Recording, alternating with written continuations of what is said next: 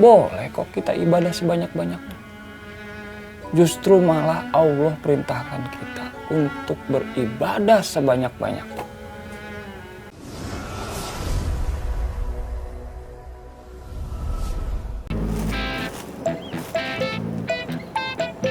Ang, lu masih aja ngejedok baik lu.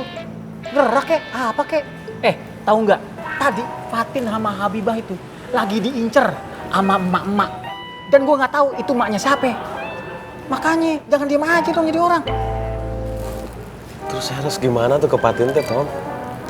Kan saya emang lagi menunggu. Iya, Ang, nunggu sih nunggu. Tapi gerak juga lah. Ang, mendingan lu jangan mikirin Fatin aja. Habibah juga lu pikirin. Barangkali ntar Fatin nolak, masih ada Habibah kan? Saya kan gak kayak kamu, Tom. Oh, maksud lu mau bilang gua buaya gitu? Ang, gue emang buaya. Tapi buaya yang beda maknanya sama yang ada di kepala lu. Asal tahu aja ya, buaya itu kalau lu cari informasi tentang dia itu makhluk yang paling setia, Ang. Makanya nih orang Betawi kalau mau nikahan bawanya roti buaya. Nah, kalau buat lu nanti kalau nikah, gua saranin bawa roti bekicot. Soalnya lu lama bener ngejar cinta lu. Gua tuh udah rela-rela nih dimarahin sama tuh mak. Demi siapa? Ya demi lu, Ang. Karena lu tuh udah gua anggap sebagai brother gue. Makasih ya, Kang Iksan Bustami. Insya Allah saya baik-baik aja. Kayak lagunya Wali, baik-baik aja. Baik-baik sayang gitu. Sekalian dengerin lagu Cari Jodoh.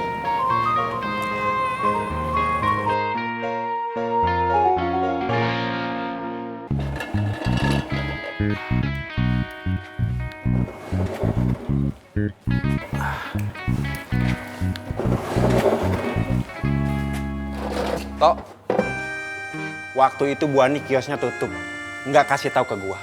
Sekarang kayak gini lagi. Kenapa sih hanya lu yang dipintain tolong sama Bu Ani? Hah? Itu artinya Bu Ani lebih percaya saya dibanding kamu, Met. Hati-hati lu kalau ngomong, Tok. Gua tahu pasti lu telepon Bu Ani kan untuk mempengaruhinya. Iya kan? Gua kan udah bilang, Tok, lu jangan deket-deket sama Bu Ani. Gua yakin banget Bu Ani nggak akan bahagia kalau deket sama lu. Emangnya Bu Ani bahagia dekat sama kamu?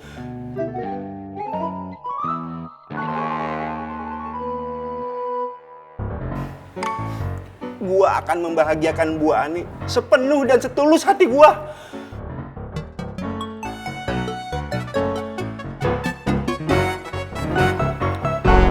Tolong jagain kios gua. Mau kemana kamu, Met? Main titip-titip aja. Ismet! Met!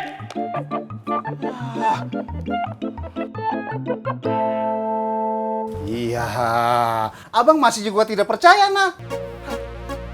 Bang, Gondrong benar-benar lihat Rohmat sama pasukannya, Bang. Dia malah dipukul sama anak punya Rohmat, Bang. Kalau enggak, Bang, Rohmat pasti diseret ke sini, Bang, untuk ngebuktiin sama Abang. Betul itu. Lagian Gondrong tidak mungkin bohong, nah. Dia juga tidak mungkin bohong kita semua. Bang, yang saya tahu tuh Gondrong itu cinta sama Makmur. Iya, saya tahu, Boski. Tapi kan tidak menghalalkan segala cara untuk membuktikan itu.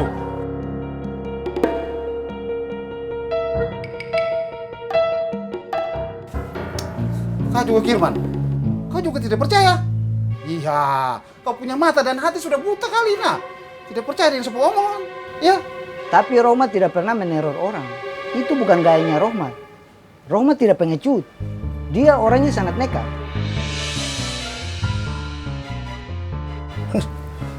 Berarti lu, Man, nggak tahu sifat aslinya Rohmat yang sebenarnya. Sio mama jenggot, kenapa kau dari tadi menyudutkan saya terus? Udah.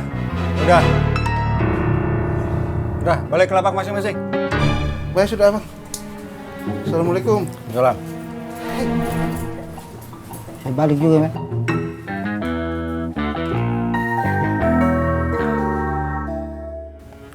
Boleh, Mat. Siapa bilang nggak boleh? Boleh kok kita ibadah sebanyak-banyaknya. Justru malah Allah perintahkan kita untuk beribadah sebanyak-banyaknya. Cuma hati-hati. ibadah itu nggak boleh pakai nafsu. Kalau ibadah kita bukan karena Allah, tapi karena nafsu, malah justru kita lupa sama kewajiban berikutnya. Apa kewajiban berikutnya? Yaitu kewajiban kita mengenai keduniawian. Jadi, ini ada singkong tadi teman-teman. oh ya, makasih Cil. Sambil dimakan, santai aja. Terus? Jadi kehidupan duniawi dan akhirat memang harus seimbang. Kalau lu mau tahu dan lu penasaran dari mana asal gue ngomong nih, sumbernya dari mana ini, lu bisa lihat dan lu bisa intip dari terjemahan Al-Quran surat Al-Qasas ayat 77. Coba.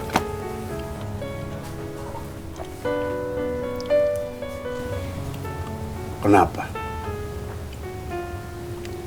Urusan duniawi harus berhubungan sama akhirat. Ya jelas. Jelas itu berkaitan. Kita hidup di dunia buat apaan? Ibadah di dunia, sholat, puasa, ngaji, buat apa?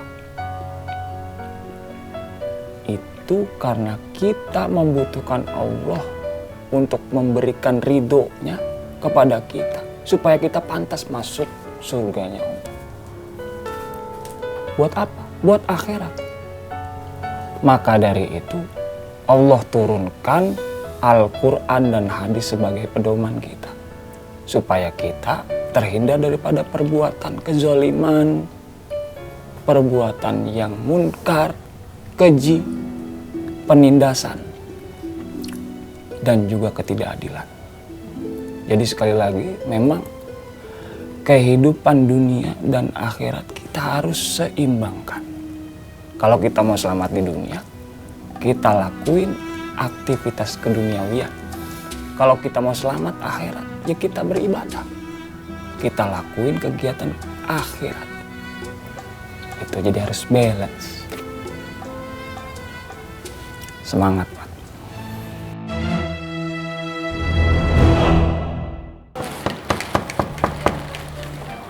Bu Ani, ini Ismet Bu Ani.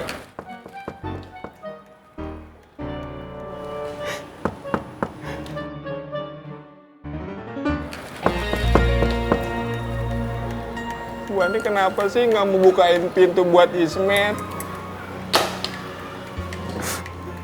Mas Ismet, Mas Ismet itu punya tata krama apa enggak? Kalau ngetok pintu sama manggil yang punya rumah itu ya cukup 3 kali aja. Kalau lebih dari itu dan Mas Ismet tetap tidak dibuka pintu, berarti Mas Ismet itu tidak diinginkan untuk berada di situ. Saya enggak mau tahu. Mas Ismet harus segera pergi dari situ sebelum mengganggu ketertiban dan kenyamanan warga di sini. Jangan sampai saya gantungin kantong plastik berisi air di depan pintu Bu Ani. Emangnya saya lalet, Bule? Saya tidak mau tahu. Yang penting Mas Ismet harus segera pergi dari situ. Nah, terserah mau balik kemana. Balik ke rumah, balik ke pasar Genjing, atau balik ke gorong-gorong. Gorong-gorong? Maaf Bule, sebenarnya saya lalat apa tikus nyinying? Ya terserah. Mas Ismet nyamannya yang mana? Tikus nyinying aja, ada kumisnya. Ya wes. Enggak Bule, saya manusia. Bule emang nggak tahu perasaan Ismet kayak gimana. Bule kenapa sih begitu? Yo harus begitu. Kan bisa dibilangin baik-baik toh Dewi. Mana bisa begitu? Kok? Laki-laki tuh ya kayak gitu itu. Begitu dimaafkan, langsung lupa terus mengulang kembali kesalahan yang sama. Ya nih, sama Bapak. Bapak piye? Piye. Mas Ismet, saya kasih tahu sekali lagi dan ini untuk yang terakhir. Pergi, katakan kepada seluruh dunia bahwa kisah cintanya Mas Ismet dan Bu Ani itu sudah mat.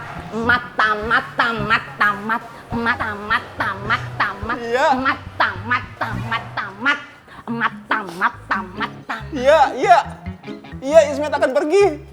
Kalau emang Bule pinta Ismet akan pergi, Ismet akan pergi. Walaupun hati ini berat. Astagfirullah. Assalamualaikum.